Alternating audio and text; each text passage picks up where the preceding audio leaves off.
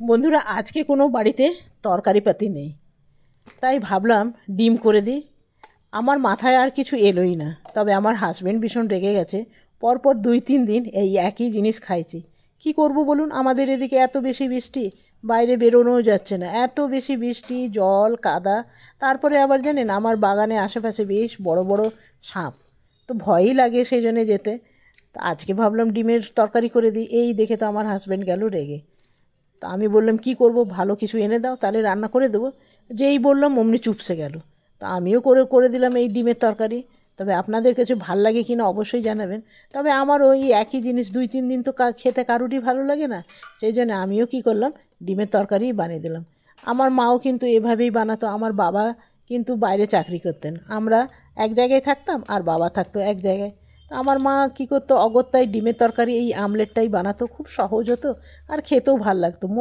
মোটামুটি জানেন, খেতে খারাপ লাগে না, ভাত বলুন রুটি বলুন দুটোর সাথেই কিন্তু ভালো লাগে। ডিমের মধ্যে আমি দিয়ে দিলাম একটু অল্প অল্প পেঁয়াজ আর কাঁচা লঙ্কা আমি করে নিয়েছি, সাথে দিয়ে দিয়েছি একটু নুন। আর এটা এরকম করে আপনি আমলেট করে নিতে পারেন। তবে আমাদের বাড়িতে ছিল হাঁস, নিজের বাড়িতে হাঁস ছিল, তবে হাঁসের ডিমের আমলেটটা কিন্তু খেতে বেশ ভালো লাগতো। যেহেতু হাঁস ছিল বলে তো ডিমগুলো আর কিনতে হতো না, বাড়িরই ডিম ছিল। সেই জন্যে মা চোখ বন্ধ করে সবসময় ডিমেরই তরকারি বানাতো। আর আমারও তাই মনে হয় যে কিছু নেই তো ডিম বানাও, না তো পনির বানাও। তো আমার পনিরের চেয়ে এই ডিমের তরকারিটা বেশি ভালো লাগে। কিছু কিছু পানির দেখবেন, কেনা পানিরগুলো বানাবার পর শক্ত শক্ত হয়ে যায়। জানি না কেন হয়ে যায়, আপনাদের হয় কি না অবশ্যই জানাবেন। আমার তো মনে হয় একটু শক্ত শক্ত হয়ে যায়। তো সেই জন্য আমার ডিমটাই ভাল লাগে। এইসব ডিমগুলো যদি রান্না করা হয় না, দেখবেন ঝোলে ডুবলে বেশ ভাল লাগে। তো আমি এই রকম লম্বা লম্বাও রেখে দিতে পারেন, আবার মধ্যে কেটেও দিতে পারেন।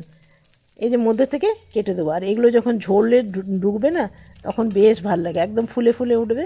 তবে আমরা যেহেতু রাতে রুটি খাই, সেহেতু ডিমের তরকারিটা বেশ ভালো লাগবে। সাথে যদি আপনি কোনো আচার টাচার নেন তো বেশ ভালোই। কিন্তু রাত্রেবেলায় আচার খাওয়াটা ভালো কি না জানি না। তবে এইরকমভাবে একটা ডিম ভেজে নিলাম, আর বাকিগুলো এরকমভাবেই ভেজে নেব। তবে আমি এখানে 3টে ডিমের বানাচ্ছি, আপনারা বেশি বেশি ডিমের বানাবেন, বেশ ভালো লাগবে।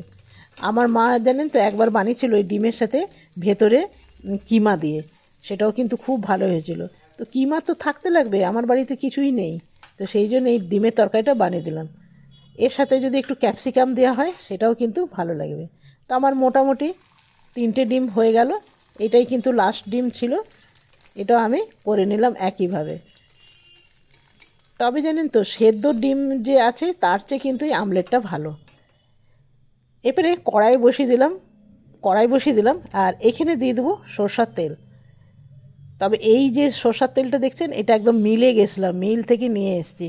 কালারটা দেখুন, একটু ফ্যাকাসে ফ্যাকাসে কালার। অনেক সময় দেখবেন সরষার তেলের সাথে তিল মিশানো থাকে, তো সেগুলো কিন্তু একটু কালারটা কালচে কালচে কালার হয়। এটা একদম পিওর সরষার তেল। দিয়ে দিলাম একটু জিরে ফোড়ন, জিরে দিতে পারেন, আপনি 5 ফোড়নও দিতে পারেন। আমি 5 ফোড়নটাই বেশি দিই, কিন্তু আজকে মনে হলো একটু জিরে ফোড়ন দেবো। দিয়ে দিলাম একটা তেজপাতা। তেজপাতা সবেতেই দেবেন, তেজপাতাটা খাওয়াও ভালো আর আমাদের শরীরের জন্যও ভালো। এখানে দিয়ে দিলাম পেঁয়াজ কুচি। আবার আমার জেঠিমা কী করতে জানেন, এইগুলো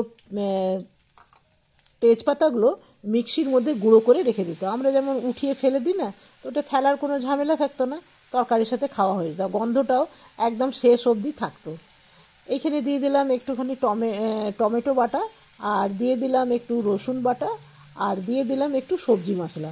সবজি মশলাটা কেনায়, আমার বাড়িরটা শেষ হয়ে গেছে। এরপরে ভালো করে ভেজে নিতে হবে। তবে এর মধ্যে যদি একটু দই দেওয়া হতো তাহলে টেস্টটা আরও ভালো আসতো। এখানে দিয়ে দেবো নুন। আর আমাদের এদিকে যে বৃষ্টি হচ্ছে না, চিন্তা করবেন না, মানে সেই মার্চ মাস থেকে শুরু হয়েছে বৃষ্টি, এখনও অবধি কিন্তু বৃষ্টি কমার নাম নেই। সেই জন্যে নুনটা না একটু ভিজে ভিজে গেছে। তরকারিতে অনেকবার আমার হয়ে গেছে বেশি নুন, মনে হচ্ছে হবে না এইটুকু নুন, কিন্তু দেবার পর দেখছি বেশি হয়ে গেছে। দিলাম নুন, হলুদ, একটু কাশ্মীরি লঙ্কা। তবে কাশ্মীরি লঙ্কা দিতে একটু বেশ কালারটাও ভালোই আসে।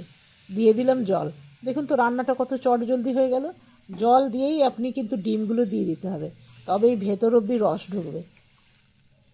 একটু ফুটে উঠলেই কিন্তু দিতে হবে। তবে আমার কাছে ধনেপাতা নেই, যে হারে বৃষ্টি হচ্ছে না, আমার বাড়িতেই ধনেপাতা লাগিয়েছিলাম, সব নষ্ট হয়ে গেছে বৃষ্টির জলে, আর বাজার থেকেও আনলাম না।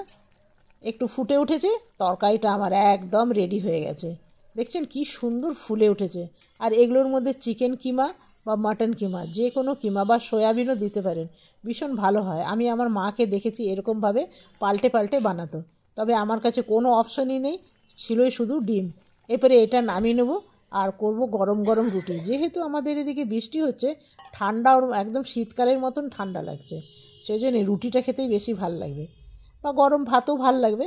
এখানে নিয়ে নিলাম একখানা বাটি, আর এই বাটির মধ্যে এবারে তরকারিটা ঢেলে নেব।